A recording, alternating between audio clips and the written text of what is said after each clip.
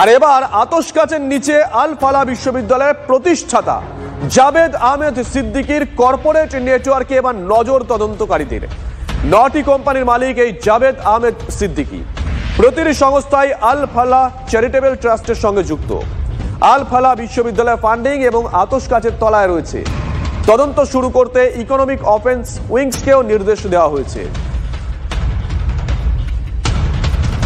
সায়ন্তর কাছ থেকে জানতে চাইব, এই জাভেদ আহমেদ সিদ্দিকী ইনি তো বিজনেসম্যান, এটুকু মোটামুটি পরিষ্কার, কিন্তু এনার ভূমিকা কেন, কোন জায়গা থেকে তদন্তকারী আধিকারিকরা সন্দেহজনক মনে করছেন?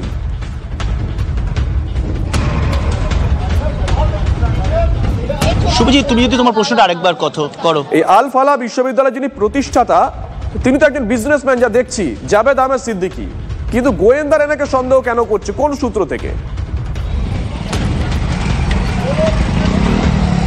দেখো শুভজিৎ, এই যে ইউনিভার্সিটির যে হোস্টেল রয়েছে, সেই হোস্টেলে কিন্তু যখন এনআইএ তদন্তকারীরা এবং ক্রাইম ব্রাঞ্চের তদন্তকারীরা আসেন, তারা দেখেন যে রেজিস্টার খাতা রয়েছে, তার যে কেমিক্যাল যেগুলো এই ল্যাবে আসতো, প্রত্যেকটির ক্ষেত্রে কিন্তু একাধিক অনিয়ম রয়েছে, ত্রুটি প্রত্যেক ছত্রে।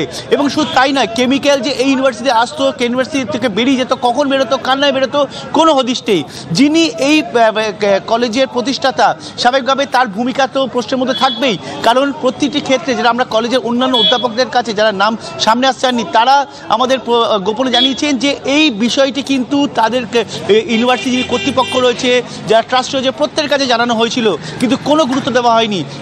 শাহিদ তার সম্পর্কে বারবার করে বলা হয়েছে, তার যে অস্বাভাবিক ভূমিকা রয়েছে এই কলেজের মধ্যে চালচলনে, সেই বিষয়ে অভিযোগ করা হয়েছিল, কোনো গুরুত্ব দেওয়া হয়নি। কলেজ কর্তৃপক্ষকে জানানো হয়েছে, কলেজ প্রতিষ্ঠাতা তাকে যা সিদ্দিকী যিনি আছেন তাকে জানানো হয়েছে, প্রত্যেকে জানানো হয়েছে, কোনো গুরুত্ব দেওয়া হয়নি।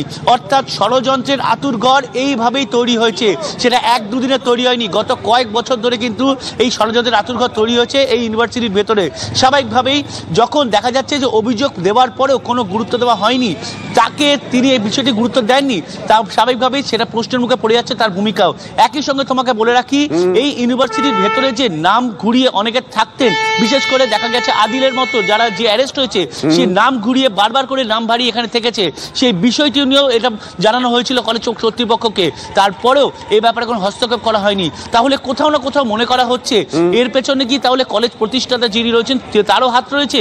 তাহলে এই ঘটনায় কিন্তু শুধুমাত্র প্রতিষ্ঠাতা নয়, কলেজের ভেতরে এমন অনেকে আছে যাদের নাম আগামী দিন উঠে আসতে চলেছে, বলা চলে সর্ষের মধ্যে ভূত, এমন অনেক। সঙ্গে থাকো সায়ন্ত, তুমি যে কথা বলছিলে তোমার কথা রেস ধরেই বলি, কলেজের যিনি আচার্য এই জাভেদ আহমেদ সিদ্দিকী মূলত বিজনেসম্যান, তার ভূমিকা সন্দেহজনক গোয়েন্দারা মনে করছেন। কেন মনে করছেন? বিশ্ববিদ্যালয় তৈরির আগে জাভেদ আহমেদ সিদ্দিকী পড়াতেন জামিয়া মিলিয়ায়, ভালো কথা, পড়াতেই পারেন। জামিয়াতে পড়ানোর সময় আল ফালাহ গ্রুপে বিনিয়োগ করেন ভাইয়ের সঙ্গে। আর্থিক জালিয়াতিতে অভিযুক্ত হয়ে 3 বছর জেলও খাটেন বর্তমান আচার্য, মানে প্রতিষ্ঠাতা যিনি এই বিশ্ববিদ্যালয়ের। 2004-এ জেল থেকে জামিনে মুক্তি পেয়ে মেডিকেল কলেজ প্রতিষ্ঠা করেন তিনি। 3 বছর জেল খেটেছিলেন আর্থিক প্রতারণা মামলায়। সায়ন্তর কাছে আবারও যাবো। সায়ন্ত, করিতকর মতো ভদ্রলোক। একদম নয়, একদম সৌভিক, যে তার ভূমিকা, তার অস্বচ্ছতার যে পাস হিস্ট্রি, সব মিলিয়ে কোথাও না কোথাও তদন্তকারীরা মনে করছেন যে ষড়যন্ত্রের আতুরঘর তৈরিতে কলেজ কর্তৃপক্ষের কারো না কারোর এতে কিন্তু যথেষ্ট সক্রিয়ভাবে হাত রয়েছে, এবং সেটা যে হোস্টেলের ভেতরেই ছিল তা কিন্তু নিঃসন্দেহে বলা চলে। এবং ইতিমধ্যেই কিন্তু তুমি জানো ন্যাক কড়া পদক্ষেপ নিয়েছে এই কলেজের বিরুদ্ধে।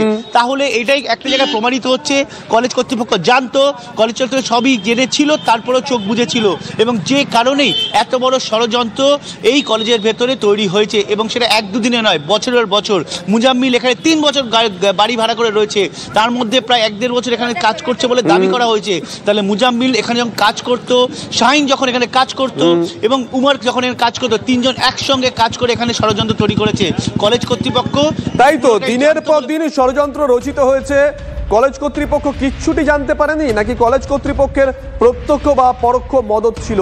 এই প্রশ্নগুলো কিন্তু উঠতে শুরু করেছে সায়ন্ত। কলেজের যিনি প্রতিষ্ঠাতা তিনি 3 বছর জেল খেটেছেন ওই আর্থিক প্রতারণা মামলায়। পাশাপাশি আরেকটা খবর দেখুন, এই আল ফালাহ বিশ্ববিদ্যালয়কে শোকজ নোটিশ ধরিয়ে দিয়েছে ন্যাক। কারণ ন্যাকের ভুয়ো অ্যাক্রিডিটেশন দাবি করার অভিযোগ বিশ্ববিদ্যালয় কর্তৃপক্ষের বিরুদ্ধে। অ্যাক্রিডিটেশনের মেয়াদ শেষের পরেও ভুয়ো তথ্য আপলোড করা হয়েছিল, এমনটাই অভিযোগ। এই আল ফালাহ বিশ্ববিদ্যালয়ের অধ্যাপক ছিলেন জঙ্গি উমার শাহিন মোজাম্মিলরা, যদিও পরবর্তী সময় তাদের ওয়েবসাইটটা বন্ধ করে দেয় আল ফালাহ বিশ্ববিদ্যালয় কর্তৃপক্ষ। जो पुलिस आई थी उन्होंने क्या पूछताछ की आपसे? हमसे कोई पूछताछ नहीं की, उन्होंने सिर्फ डॉक्यूमेंट्स मांगे थे, वो डॉक्यूमेंट्स हमने दे दिए उनको। किस तरह के डॉक्यूमेंट मांगे थे आपसे? उन्होंने यहाँ बिल्डिंग प्लान से रिलेटेड, लैंड से रिलेटेड डॉक्यूमेंट की चाहत की थी, हमने उनको डॉक्यूमेंट प्रोवाइड करा दिए।